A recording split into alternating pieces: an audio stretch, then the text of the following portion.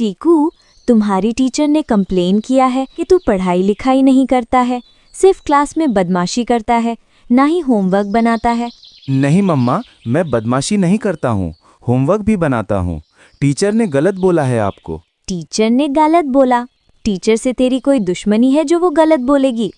चल ठीक है, बता 2 + 3 = कितना होता है? मम्मा, 2 + 3 8 होता है। यही तो पढ़ता लिखता है तू। 2 + 2 = 8 होता है, गधा कहीं का। नीनी, तुम बताओ 2 + 3 = कितना होता है? मम्मा, 2 + 3 = 5 होते हैं।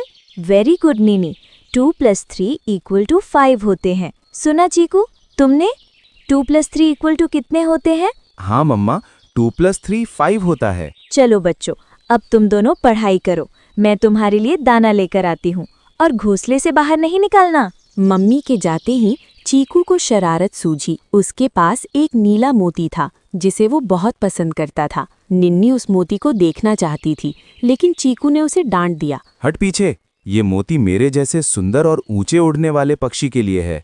तू तो एक मामूली पक्षी है, तू इसे छूकर गंदा कर देगी। निन्नी की आंखों में आंसू आ गए। उसने कहा, भैया, मम्मी ने कहा था कि मिल बांटकर खेलना चाहिए। चीकू गुस्से में लाल हो गया। उसने मोती को कसकर पकड़ा और निन्नी को जोर से धक्का दिया। निन्नी संभल नहीं पाई और खोह के किनारे से फिसलकर नीचे की गहरी धुंध में गिरने लगी। वो चिल्लाई, भैया बचाओ! लेकिन चीकू उस समय सिर्फ अपने मोती को बचाने में लगा था। निन्नी नीचे गिरते गिरते एक बहुत ही खतरनाक कंटीली बेल के जाल में जाकर फंस गई।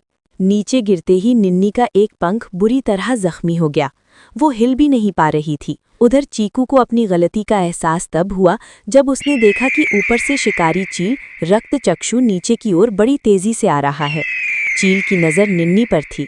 चीकू डर के मारे कांपने लगा। उसे लगा कि अगर वो मम्मी को बताएगा तो उसे सज़ा मिलेगी, लेकिन जब उसने निन्नी को नीचे तड़पते देखा तो उसका भाई का दिल पिघल गया। उसने सोचा, आज अगर मैंने अपनी बहन को नहीं बचाया तो मैं खुद को कभी माफ नहीं कर पाऊंगा। चीकू ने नीचे की ओर उड़ान भरी। रास्ते में उसे कालू मिला। चीकू ने रोते हुए कालू से मदद मांगी। चीकू, तुमने अपनी बहन के साथ बुरा किया, लेकिन अब उसे बचाने का एक ही तरीका है। हमें जंगल के सभी छोटे पक्षियों को इकट्ठा करना होगा। चीकू ने तुरंत खतरे की सीटी बजाई। देखते ही देखते सैकड़ों कौवे, चिड़िया, कोयल और कठफोड़वा वहां जमा हो गए। चीकू ने सबसे माफी मांगी और सबको साथ चलने को कहा। जैसे ही चील निन्नी को अपने पंजों में दबाने वाला था, चीकू ने सबसे पहले उस पर हमला किया। उसने अपनी नुकीली चोंच से चील की आंखों पर प्रहार किया। तभी कठफोड़वा पक्षियों की एक पूरी टोली ने चील के पंखों पर हमला बोल दिया। चील इतना बड़ा होने के बावजूद सैकड़ों छोटे पक्षियों के एक साथ किए गए हमले से घबरा गया और वहां से भाग खड़ा हुआ। चीकू तेजी से नीचे उतरा और अपनी चोंच से कंटीली बेलों को काट काट कर अपनी बहन को आज़ाद किया। निन्नी का शरीर लहूलुहान था, लेकिन वो सुरक्षित थी। चीकू ने उसे अपनी पीठ पर बिठाया और धीरे धीरे उड़कर वापस अपनी खो में ले आया। जब मम्मी चिड़िया वापस आई तो उसने देखा कि चीकू निन्नी के जख्मों पर जड़ी बूटी लगा रहा था। चीकू ने अपनी मम्मी के पैर पकड़ लिए और रोते हुए सब सच बता दिया। उसने वो नीला मोती निन्नी को दे दिया और कहा, मम्मी, मुझे अब समझ आ गया है कि खिलौने या मोती की कोई कीमत नहीं है। असली दौलत मेरी बहन है।